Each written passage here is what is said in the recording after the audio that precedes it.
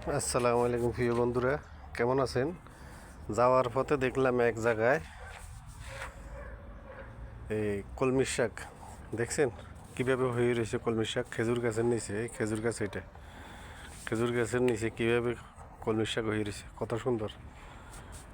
এটার পিছনে কত টাকা খরচ করে দেখেন। এত সুন্দর কলমি শাক, বলো কত সুন্দরভাবে হয়ে রয়েছে। কলমি শাক এত সুন্দর লাগতেছে। বর্তমানে গাছ লাগাইছে,